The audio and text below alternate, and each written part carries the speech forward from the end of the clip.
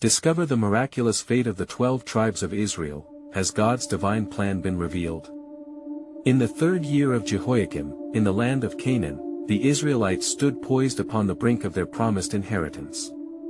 The air was thick with the scent of ripening harvest, and the hills echoed with the jubilant songs of the 12 tribes of Israel. Under the guidance of Joshua, the valiant leader appointed for such a time as this, the people emerged from the harrowing trials of the desert. Their hearts brimmed with hope, recalling the mighty deliverance Moses led from the chains of Egypt. Each tribe, commanded to settle within the boundaries ordained by God, prepared themselves to thrive, yet a shadow loomed ever taut over the altar of unity. Pride, among the leaders of Ephraim, the prevailing tribe standing tall among its brethren, resided a young warrior named Eliakim. Raised on tales of valor and might from ancestral lineage, he felt the weight of expectation pressing heavily upon his shoulders. Whispers of disdain echoed within the camp as Ephraim's men looked down upon Judah, the faithful remnant clinging to the solemn promises of the Lord. Eliakim, caught in the tempest of pride and familial devotion, wrestled with a sacred calling that beckoned from the depths of his spirit. As the tribes settled into their newfound lands amidst rich soil and abundant promise, a growing disquiet stirred in the air. Bands of Canaanite armies, insatiable and relentless, began to encroach upon their territory, threatening both their existence and the hard-crafted unity they had begun to forge. In moments of great distress, the people cried out, voices laced with fear, remembering the times when God's presence felt tangible like the ground beneath their feet. It was then that Deborah emerged, a voice like thunder from the mountain, her wisdom piercing the veil of despair. She rallied the tribes, reminding them of their covenant with Yahweh, igniting hope within Isabella's heart that they could rise united against the encroachers. Eliakim bore witness to Deborah's courage as she called the people forth. Yet, the pride of his own tribe cast a heavy shadow across the mobilizing call of unity. Ephraim's leaders scoffed, relishing their perceived dominion, unwilling to extend a hand to Judah. Thus, Eliakim stood at a moral crossroad, tormented by his allegiance to a tribe steeped in arrogance against the humble plea for unity echoing in the distance. Before we continue with this incredible biblical account, I want to make sure you don't miss any of these powerful scripture stories. Click the bell icon and select all notifications. These biblical narratives have transformed countless lives throughout history. If God's word through this story is blessing you, please like and share with someone who needs to hear about God's faithfulness today. Tell me in the comments, which biblical story has most impacted your faith journey? I'm always amazed how God's word speaks to hearts across generations. Now let's continue with what the Lord did next. As the sun dipped below the sacred hills, casting long shadows over the land, Eliakim gazed toward the horizon, where the inevitable clash loomed like a tempest. Uncertain of their ultimate fate, he felt the stirring of God as promised through generations dance in the wind. Would they taste the fruit of divine inheritance, or succumb to the ruin of division and pride? Seeking guidance, Eliakim fell to his knees, whispering fervently for clarity, inviting the presence of the Almighty to illuminate his purpose. The echoes of God's promises beckoned. Could unity and faith transform the tribes from disarray into a formidable force under divine covenant? Eliakim wrestled with the heavy mantle upon his spirit, knowing that the fate of the 12 tribes rested intricately woven within a greater plan unfolding beyond their understanding. As dusk descended, cloaking the land in shades of twilight, Eliakim's heart resonated with the cries of his people. The shadows of doubt danced with the embers of hope ignited by Deborah's rallying words. Embracing the stillness of the evening, Eliakim listened intently as the winds whispered ancient truths. "O Lord," he beseeched, "guide me as a shepherd leads his flock, for I stand upon the precipice of a great divide." In the silence, a voice that felt akin to thunder rolled over the valleys, and a vision unfolded before him. He beheld the tribes of Israel joined, marching forth as one, their banners unfurling in the breeze. In this sight, he saw not the individual colors of Ephraim and Judah, but the unified standard of Israel, radiant and powerful, reflecting the glory of God amid the darkness closing in. "What must I do?" Eliakim implored, his heart racing with urgency. In response, the stirring within him surged, compelling him with a message: rise above pride, Eliakim. Call your brothers and sisters. Unite them under the banner of love and faith. Eliakim leaped to his feet, the doubt that had clouded his spirit scattering as the morning mist under the sun's embrace. Determined, he sought out the leaders of Ephraim, his voice steady yet urgent. "Brothers, hear me. The Canaanite swords grow ever closer, and if we do not stand together as one body, we risk annihilation. I implore you, remember who we are. We are children of the covenant, chosen and destined by God to be a light to all nations." Yet, the pride within the hearts of Ephraim's leaders loomed heavy. "We need no help from Judah," they declared, dismissing Eliakim's fervor with scoffs. "Have we not conquered before? Do we not rise above the fray?" Wounded yet resolute, Eliakim sought out Deborah, knowing that her counsel would pierce through the arrogance plaguing his people. He found her in the shade of the oak tree, her face illuminated by the fading light of day. "Deborah," he pleaded, "convince my tribe. Unite our hearts, for the enemy is upon us. We cannot turn our backs on our kin." Deborah's eyes shone with divine understanding. "Eliakim, heed the call of the Almighty. As it is written, a cord of 3 strands is not easily broken, Ecclesiastes 4 verse 12.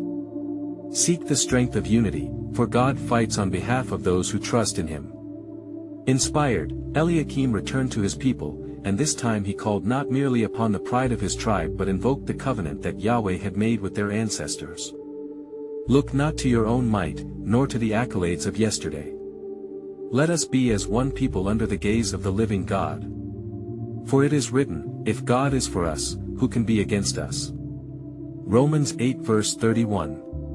His words, kindled by the Spirit, pierced through the fog of division. One by one, faces began to soften, hearts opened. The leaders of Ephraim, hearing Eliakim's passionate appeal and Deborah's wisdom, began to realize that perhaps the path forged in unity would lead them to the salvation of their souls and the security of their land. Yet even as hope flickered brightly, Eliakim sensed the tension in the air, the ground trembling beneath. The multitude still stood divided, each tribe wrestling within how could mere mortals, bound by pride, fulfill the celestial designs that God had woven. As Eliakim prepared for this uncertain confrontation, a shadow loomed ominously on the hills the Canaanite armies were assembling. The moment of truth hovered upon the horizon, vibrating with God's promise and the uncertainty of man's heart. Little did they know of the greater plan unfolding, he pondered, an awareness lingering upon his spirit. What is the fate that awaits us? What purpose of God will be revealed in the clash before us? And thus, as the tribes of Israel began to rally, pulling together their arms and resolve, the echo of God's divine will loomed larger than their doubts, waiting to unfurl with the dawn. As the first light of dawn began to pierce the horizon, Eliakim gathered the scattered leaders of Ephraim upon the rocky hilltops overlooking the valley below. The golden rays illuminated their weary faces, revealing both the lines of conflict and traces of hope. The sound of clashing armor echoed faintly in the distance, signaling the approach of the Canaanite armies. "Listen, brethren." Eliakim's voice rang out amidst the morning chill.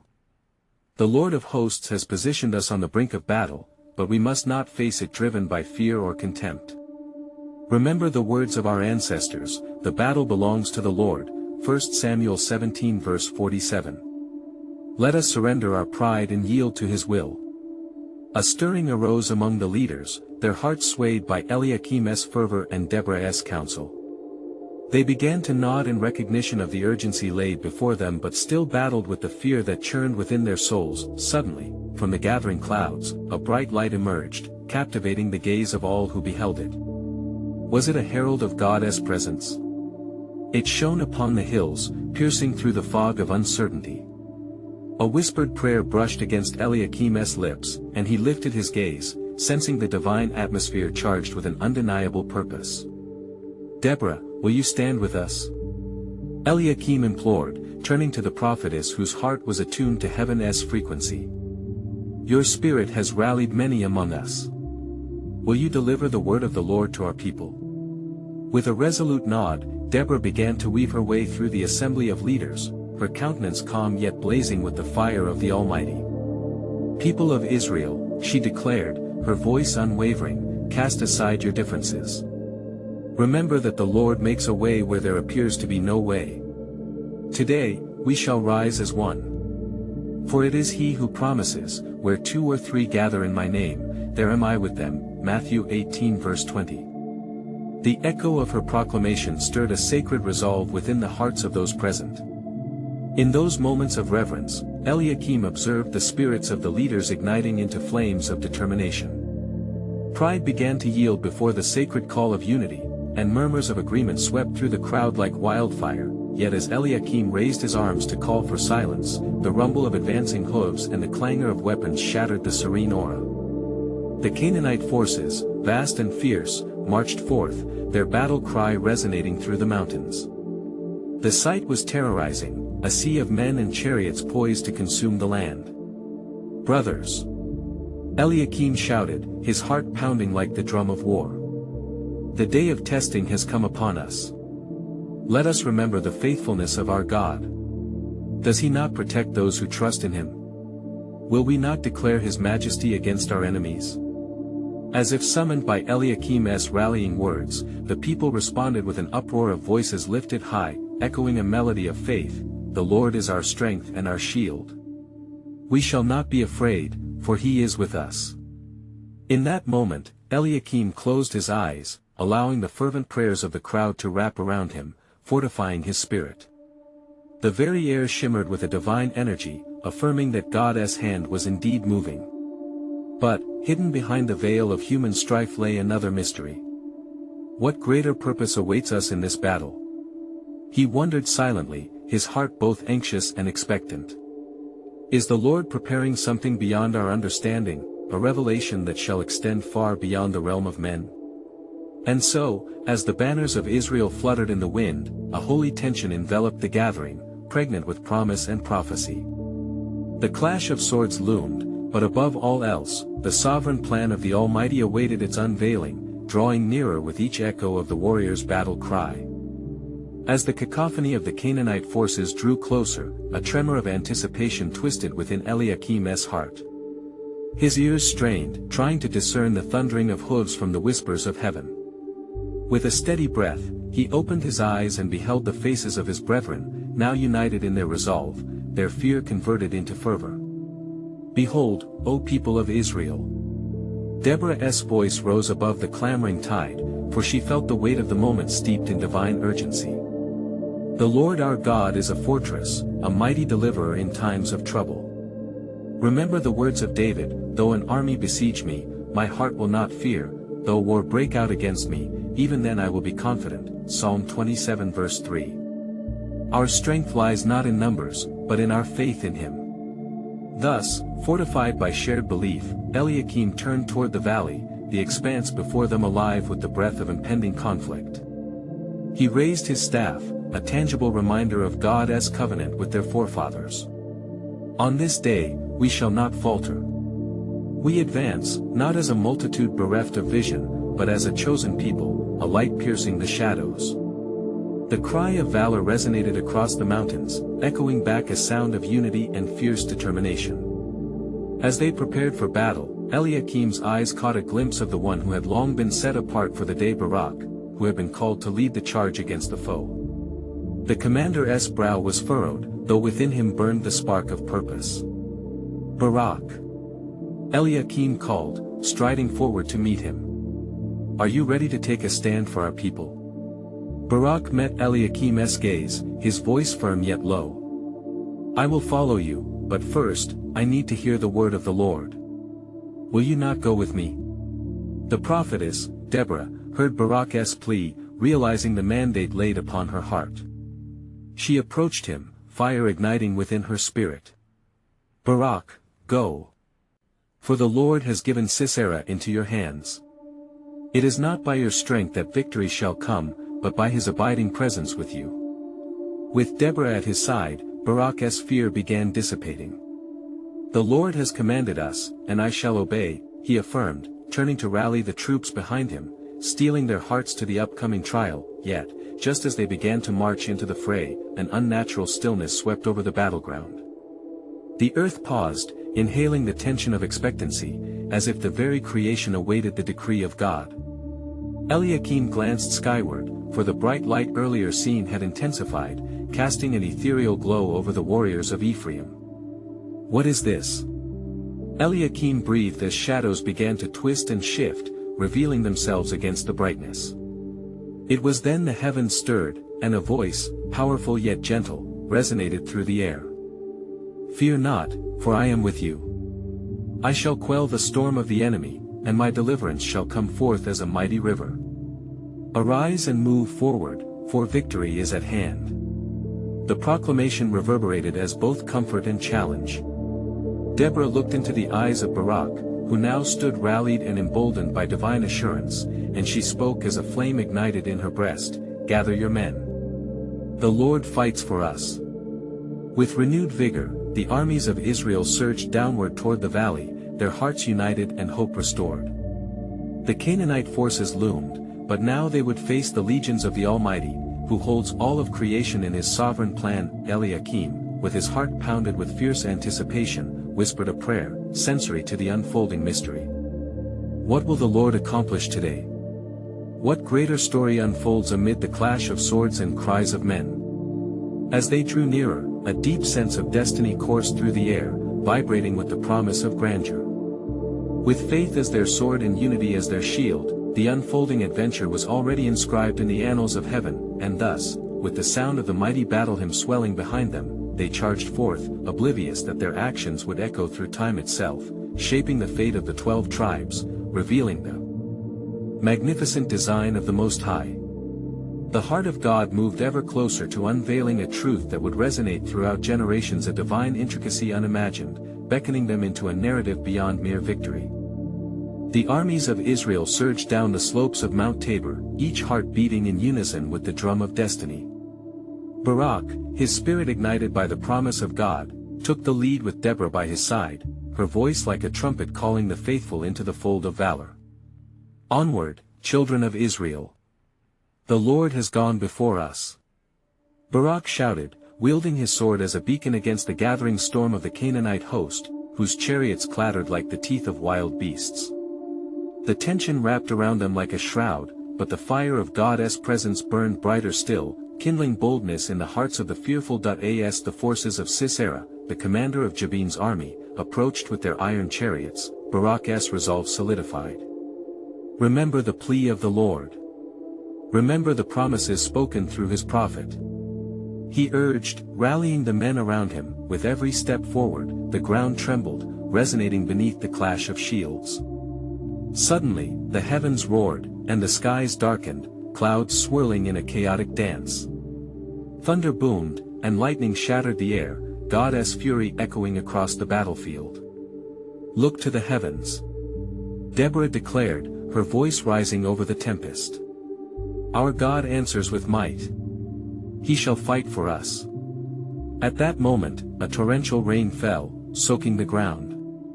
The once firm earth transformed, turning into a quagmire that would hinder the swift chariots of the Canaanites.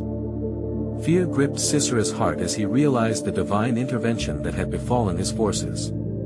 "The heavens themselves have declared our victory," Barak cried out, his faith unwavering.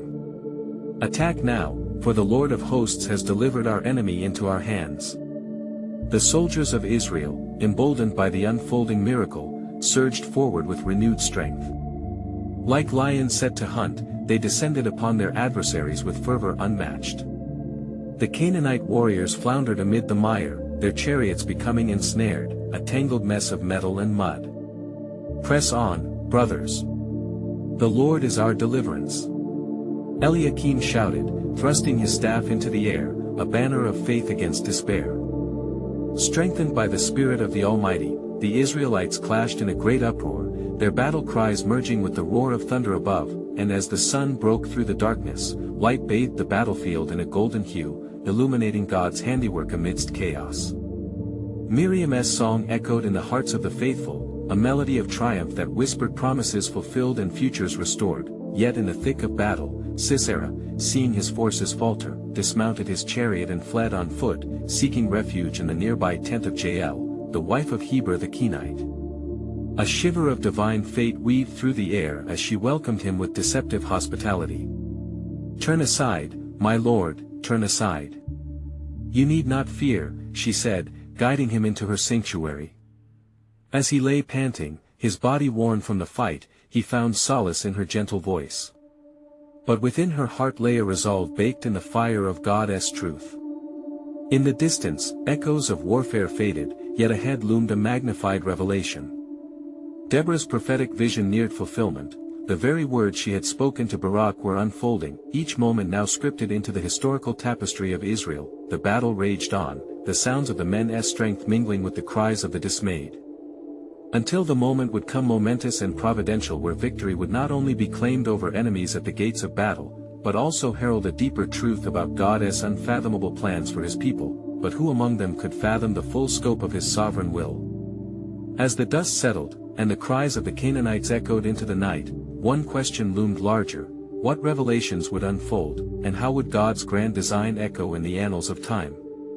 For the fate of Israel stood on the precipice of divine destiny, heralding an unshakable promise that would resound through ages yet unseen. As the dust began to settle upon the battlefield, a hush fell over the land, broken only by the distant cries of the vanquished. Barak, sword raised high, surveyed the scene before him, the remnants of Sisera's army, scattered and broken, while the men of Israel stood tall, bodies glistened with sweat and exhilaration.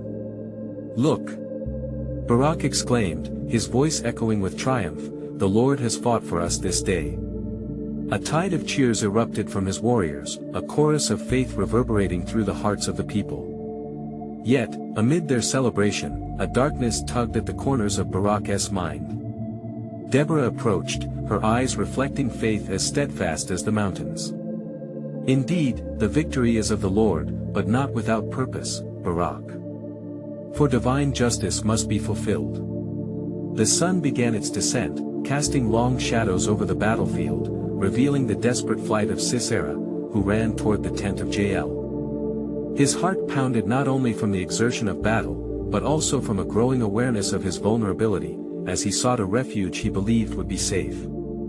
"Foolish Sisera," murmured Jael, watching the commander approach from the entrance of her tent. With a heart both heavy and resolute, she recalled the words of the Lord, whispered in prayer, urging her to act with courage. As she opened her door, her voice feigned softness. "Come in, my lord. Do not fear. I will hide you from the wrath of those pursuing you." Sisera, breathless and trembling, entered the shelter, his heart lulled by false security. "Give me water, for I am faint," he commanded, his voice strained. Jael, under the inspiration of the Almighty, offered him milk, knowing that in his moment of weakness, she would fulfill God's decree. As he drank, Sisera's eyelids grew heavy, lulled into a dreamless sleep. Outside, the battle raged on, though the fortunes had shifted alarmingly.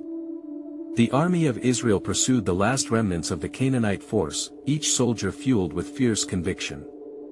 "The God of our ancestors is with us," they shouted, binding their wounds with haste, rallying to the cries of their leaders. Meanwhile, as Sisera lay unaware, Jael took a tent peg in one hand and a hammer in the other. The moment was ripe, a moment of destiny woven through the fabric of time.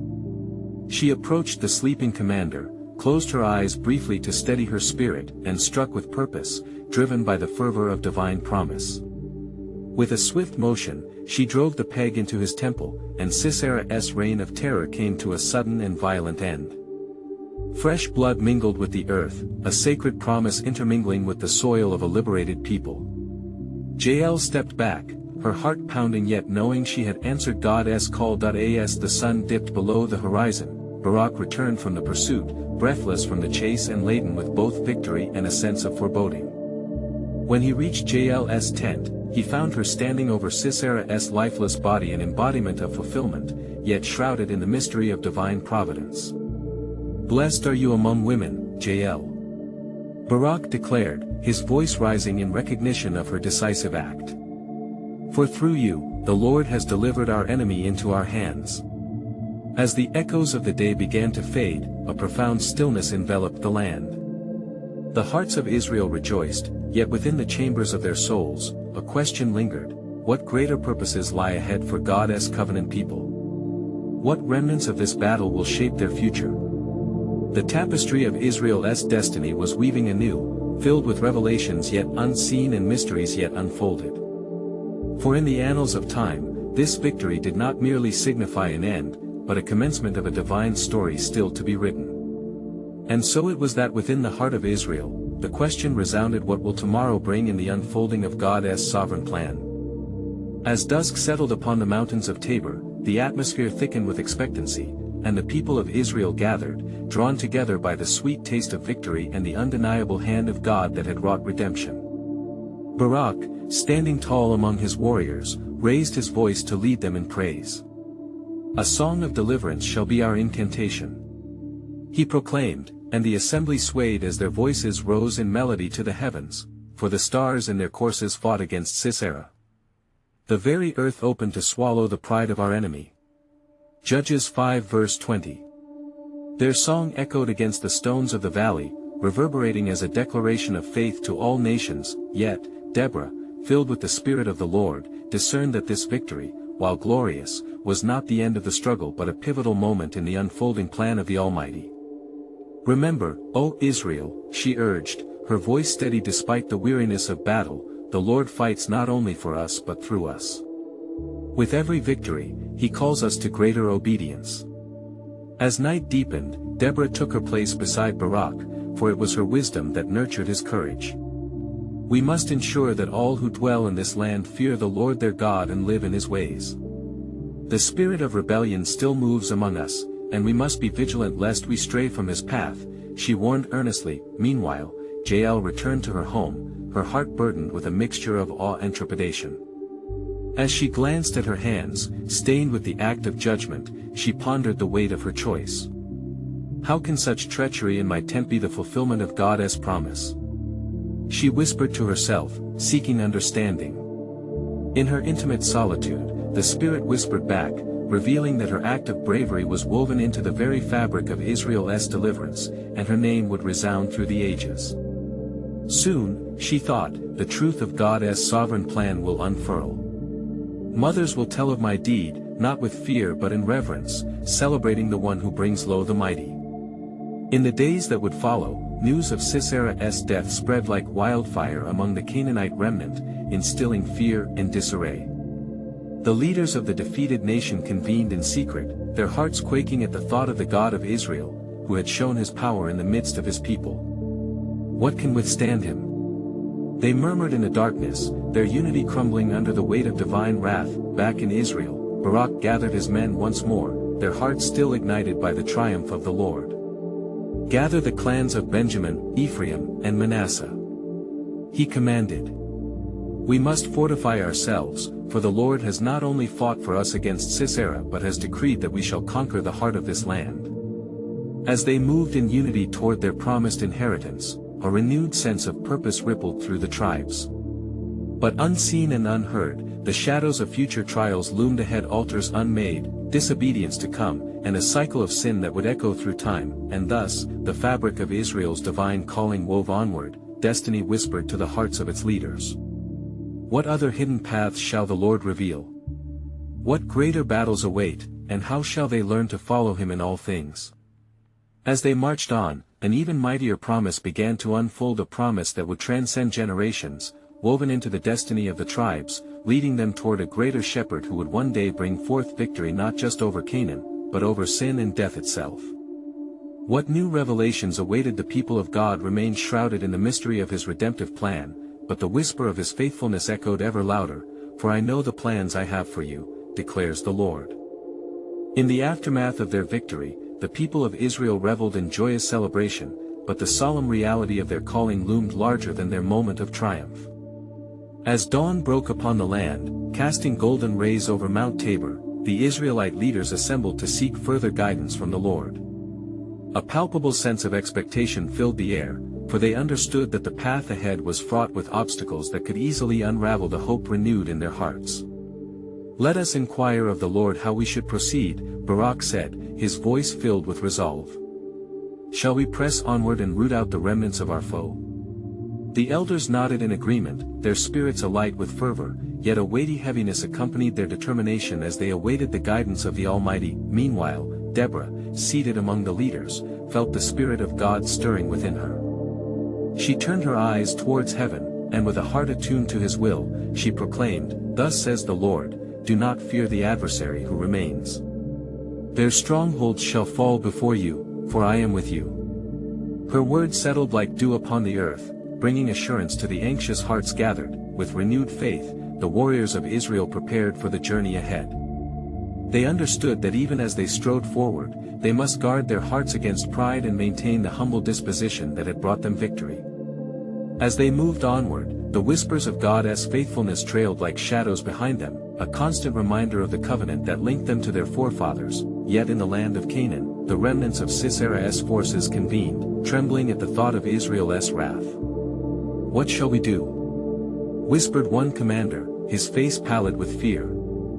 "Their God fights for them, and we have no strength against him."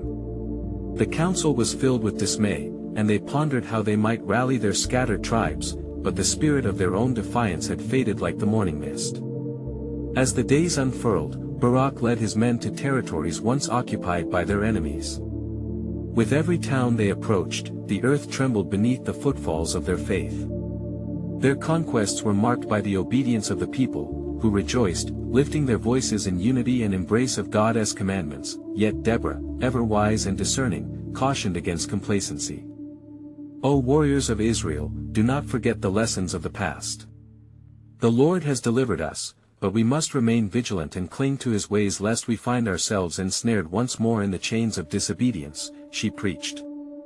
Her exhortations bore weight, and they acknowledged that their victories were birthed from faithfulness to God in the quiet of the night. As the campfire cast flickering shadows over their weary faces, Jael found herself seeking solace in the stillness. Her heart wrestled with the implications of her actions against Sisera. Was this act of mine truly ordained by the hand of God? She murmured in prayer, seeking comfort in the midst of uncertainty. "If my deeds have garnered fame, let them serve to magnify the name that sought to deliver." As time passed, the tribes of Israel began to realize that their journey was not solely about the conquest of Canaan but rather a profound awakening to their divine identity.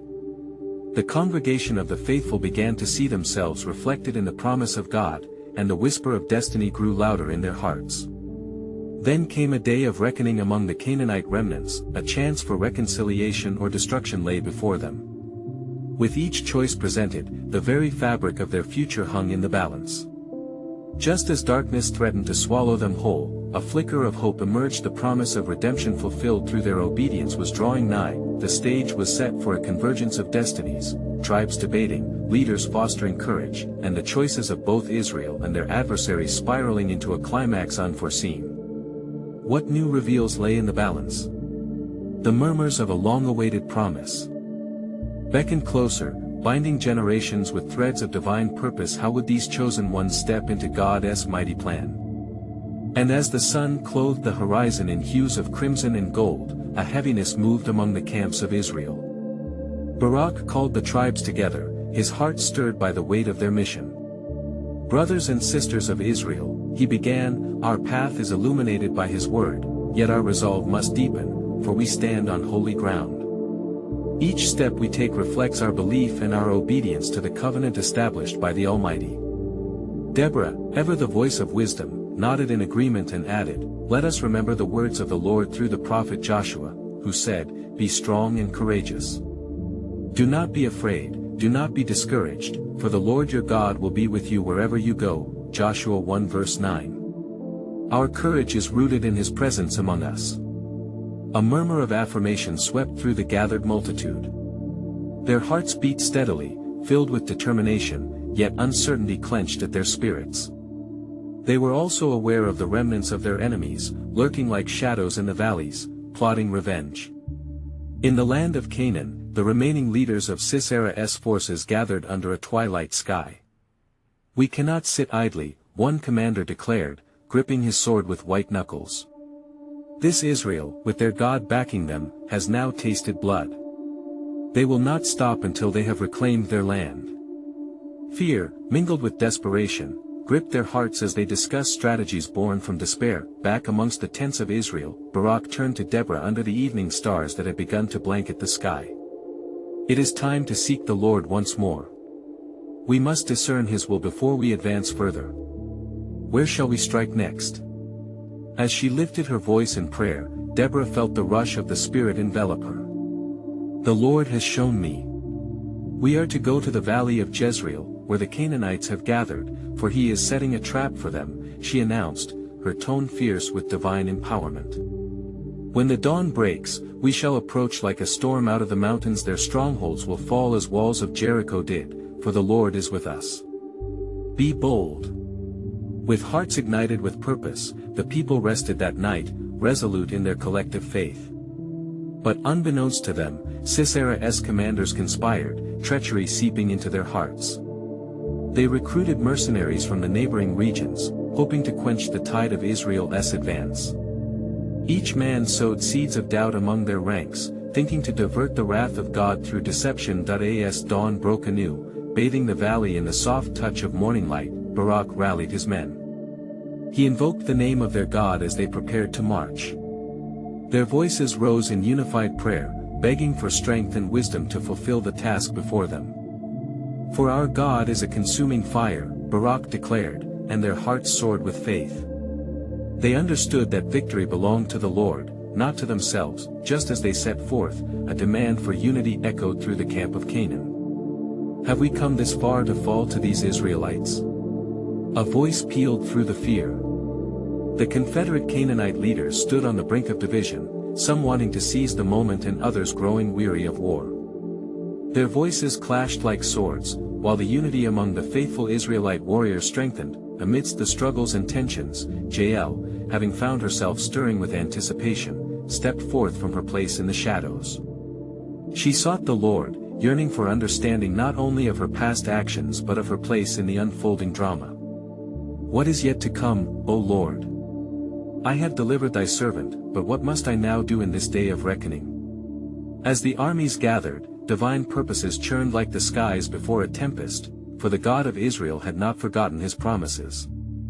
He was orchestrating the hearts of men and destinies yet unfulfilled. With their paths intertwined, the stakes were monumental. Would the faith of Israel hold firm against the storm of opposition, and what hidden truths awaited revelation? The essence of God's timeless plan was about to unfold, a display of his unyielding sovereignty that echoed through generations. What awaited the tribes who marched forward in obedience, and how would the Canaanite army respond to the irresistible call of divine purpose mount before them? As the sun rose over the valley of Jezreel, casting beams of light across the landscape, hope surged through the hearts of Israel.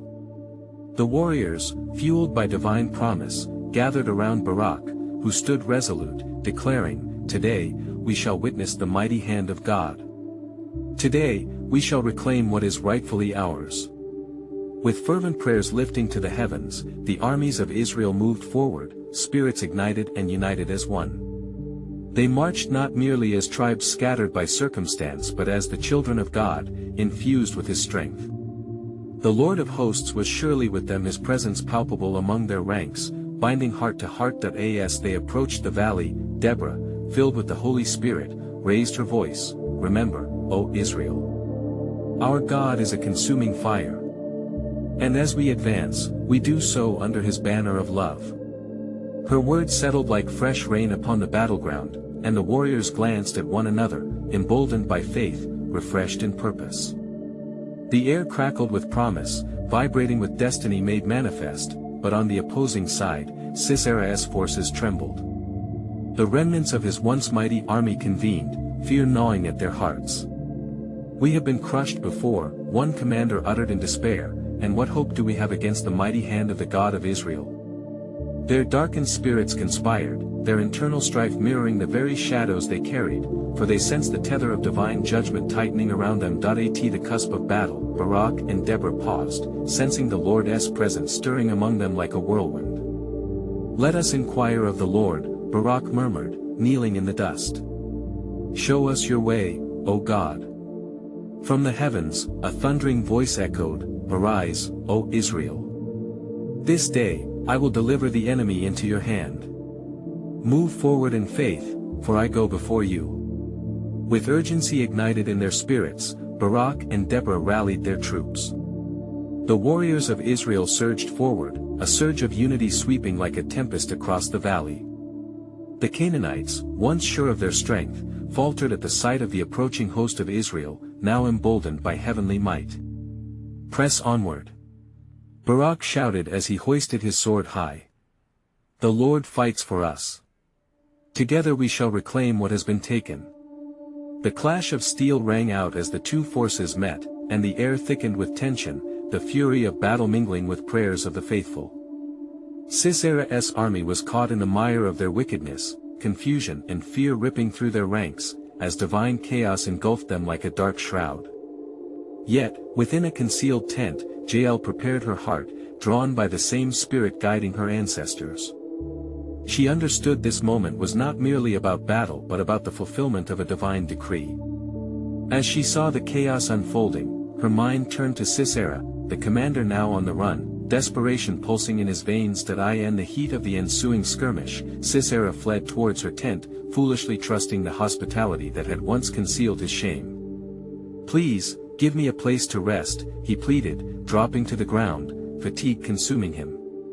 Jael's heart, fortified by the certainty of God's call, opened her home to the captain. "Once you enter, you shall find peace," she murmured, though her spirit urged her onward.